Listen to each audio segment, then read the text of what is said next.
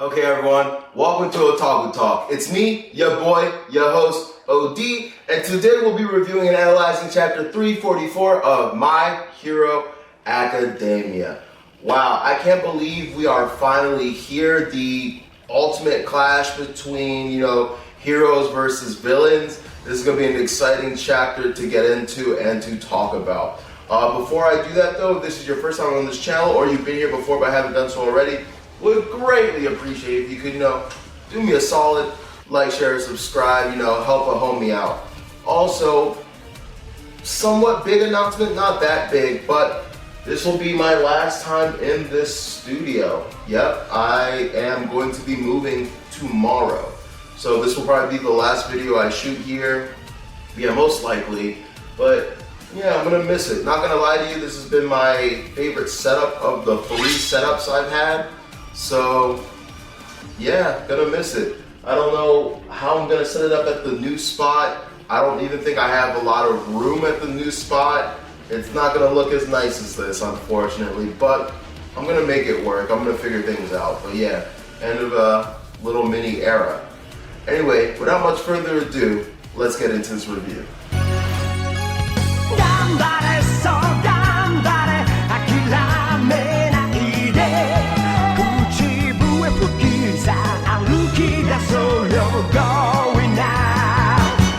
Alright, so chapter 344 of My Hero Academia, The Protagonist. So we start off this chapter a little bit earlier than we left off last chapter. Last chapter, we ended off with, the beginning of, the clash between heroes and villains, right? In this one, we kind of start off with a flashback, which lets us know exactly how everything got set up. If you don't remember what happened last chapter, essentially, Midoriya and Ayama were having essentially a stage play where they were pretending to, be mad at each other, to, Midoriya pretending to be caught off guard and betrayed and, what have you, right? And then All Might shows up. Sorry, not All Might. All for One shows up and he uses a quirk that I don't believe we've seen before, but possibly have. My memory's shit at times.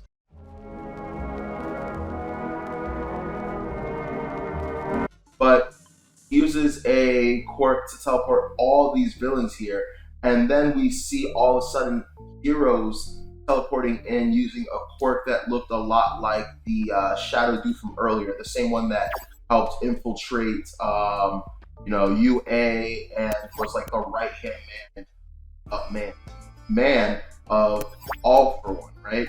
And so I said it back then last chapter. I forgot if I said his name or not, but Monoma. It was Monoma at that time. And so we start off this chapter and we're basically discussing what's been going on, the thought process behind this entire plan. And essentially they've realized it is completely useless to try to find All for One. It's simply not gonna happen, especially with him using the search quirk. And I forgot the exact specifics of what it does. So I made sure to, go and look it up and look into exactly the nature of it and everything it does. And it'll let you track up to 100 people, let you know their exact location and their weaknesses. And it seems like not only did he use it on Midoriya, which is once again the reason why Midoriya left UA in the first place, he had to leave.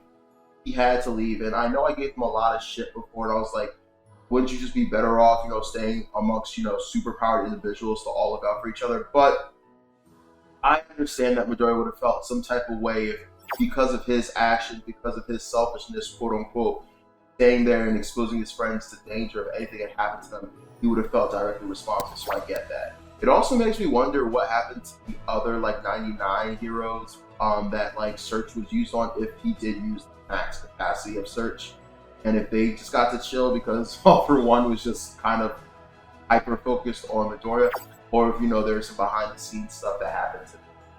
And so yeah, basically they're like, yeah, we can't find this guy, but that's fine. We can utilize this to our plan. We can let All for One get cocky. We can let him think he's hot shit. We can let him, feel like he has the advantage to all this, which he does, but still. And we'll let this play into our advantage. And so there are four characters in this story that we haven't seen for quite some time, but play such a crucial and pivotal role into this entire plan working. And that's Shinzo and Monoma. So, in case you don't remember, we met Shinzo the first time. He was a Class 2B member, in the support hero, class, and he had the power to brainwash people. So that was super cool. Basically, if he taught, I forget this specific power originally, but basically, if he spoke to you or said something to you, if you responded or talked to him, then like he could put you under his mind control brainwashing. So originally he didn't have the power to make people he brainwashed speak, but he's been training ever since then. And like I was saying earlier on in my last review, I can't wait to see, how everyone has leveled up and evolved their quirks.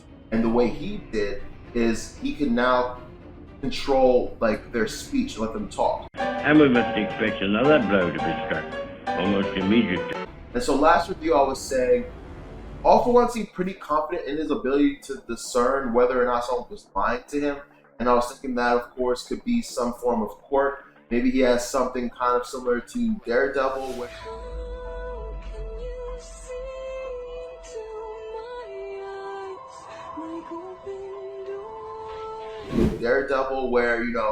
he can listen to your heartbeat. Well, but over the phone, you wouldn't quite hear the heartbeats. Maybe fluctuation in like vocal cords, some kind of tell, right? There's a whole show on Fox that was called Lie to Me about like being able to, figure out the signs and signals if someone's lying to you. So I figured it was something like that, and I was very curious as to why they were able to effectively lie to All For One despite his confidence in being able to detect lies.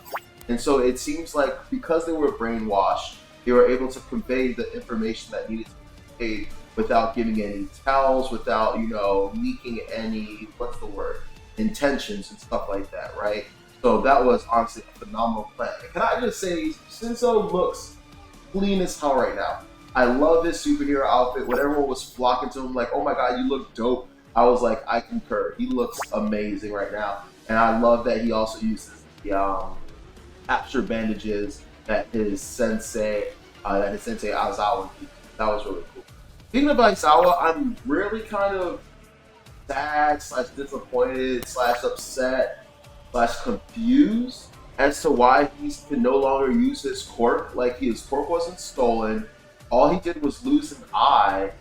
Like, I don't understand why he can no longer use his quirk. And it was never mentioned that, like, he needs both eyes for the quirk to work. We saw that, initially when he first lost the eye, he had the quirk going on, but, I guess you could argue, you could say something along the lines of, he was still using the effect of the quirk previously when he had two eyes, and then he was just kind of willing it, kind of like, how like All Might, even though he's not supposed to be able to use his quirk, he was able, that last fight at UA, he was able to just like hold on to the last embers of it. That's what Aizawa did, so maybe that's the explanation.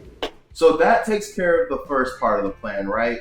With Shinzo being able to, trick All For One to dropping his guard and bringing his forces all to one place. Now we have an ultimate dilemma. How do we get all the pro heroes and the students and whatnot at the location to meet All For One? Because obviously he has search. So if all of a sudden a bunch of people that he has on his search radar all appear in the vicinity of where he's supposed to show up, that's going to, alert All For One, like, hey, something weird is going on here. Like, why are they all conveniently located in the location of, like, the spot that I'm planning to ambush Deku, Midoriya, right? And so that's where Monoma steps in. Monoma, for those of you that don't remember, was the one that had the ability to replicate people's quirks. But there were certain quirks I believe he couldn't replicate, and I think was Deku's one of them. I know there was a limit to like what kind of quirks he could replicate and what ones he couldn't, right? And so they basically tell him, hey, we're gonna need you to, I need to get this guy's name. Is it Kurogiri? I think it's Kurogiri.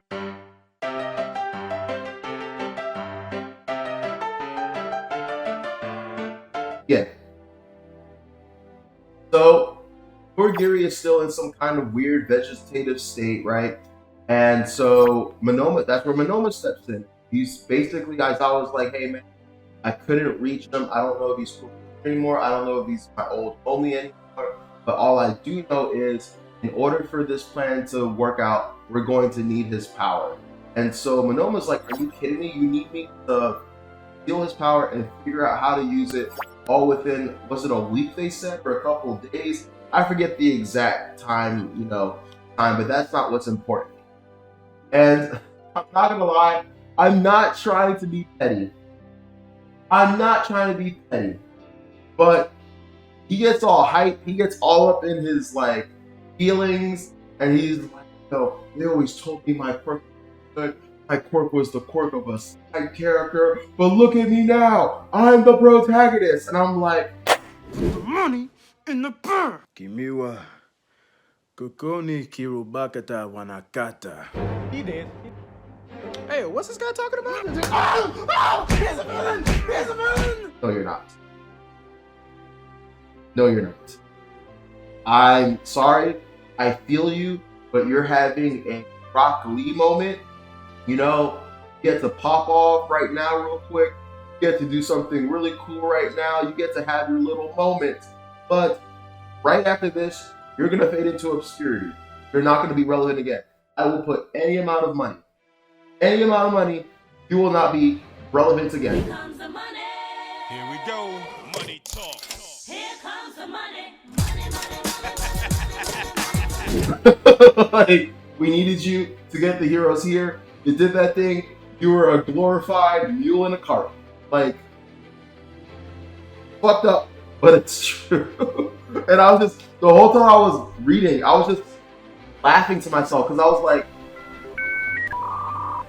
you know what? If that's what it took to get you here, if that's what we had to say to get you, feeling yourself, to get you to, to participate in this plan, then power to everyone. But like, no, bro, you are literally a side character, and you are a side character amongst side characters because the main character is Deku, and then outside of Deku, we still have some tertiary characters, like we got Shoto, we got Bakugo, like they're side characters, but they're at least like main side characters, right? And then we have like side characters like All Might and like Okaku, and then like we have people like you that are relevant for moments like this. And it's petty, but that's where we are. Anyway, the best, most exciting part of the chapter occurs next, and we have the all-out brawl. The battle begins, or as I like to say, anyway. So we see all the heroes show up, and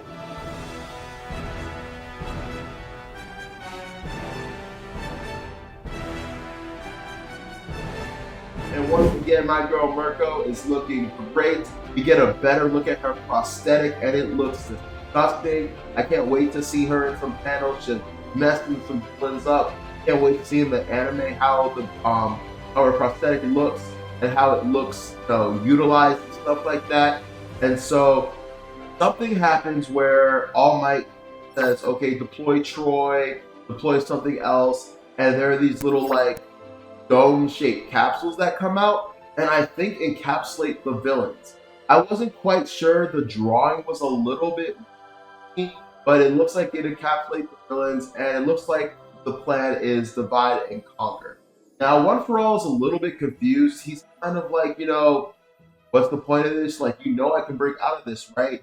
But it seems like the plan is to give them all one-on-one fights as opposed to, a massive all-out brawl where, people helping each other. I think this is to minimize collateral damage, boost their abilities to beat each other. Possibly, we might get a prequel of them deciding the 1v1s. Maybe they're like, this quirk will be best suited to fight this person. This quirk would be best suited to fight this person. So I find that to be really interesting. So, I'm really intrigued, I should say, as like where we're gonna go from there. Also, I should have mentioned this earlier. I'm gonna segue a bit. But speaking of Monoma and what's his name? So I don't believe either of them got their provisional heroes license. And even though like the world is in a state of like despair right now, I think it's hilarious that like people still care about the bureaucracy of this world. And they were like, I had to get special permission to let them on this mission. Bro, are you shitting me? It's about to be the end of the world.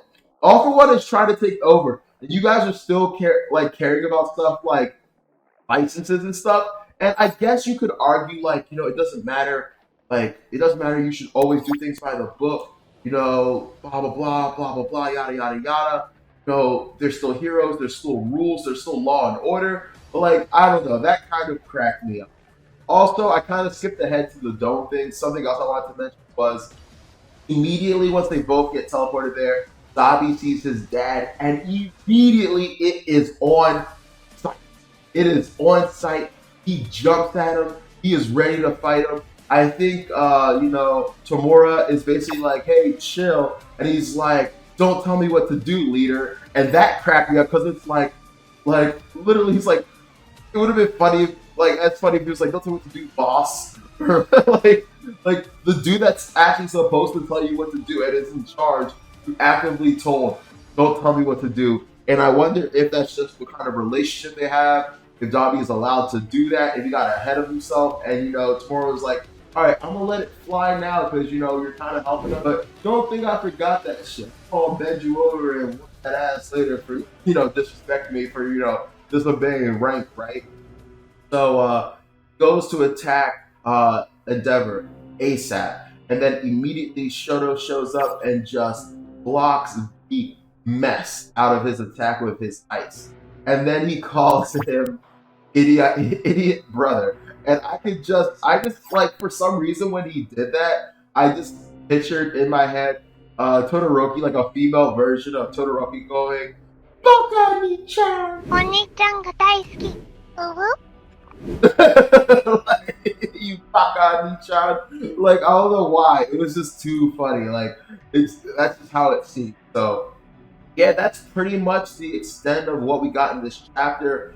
Not gonna lie to you, chapter felt like it breezed on by, was really fast, but that's not a critique on the chapter. It was pretty good, and as far as I'm concerned, the mangaka did a really good job of just setting us up for the next chapter.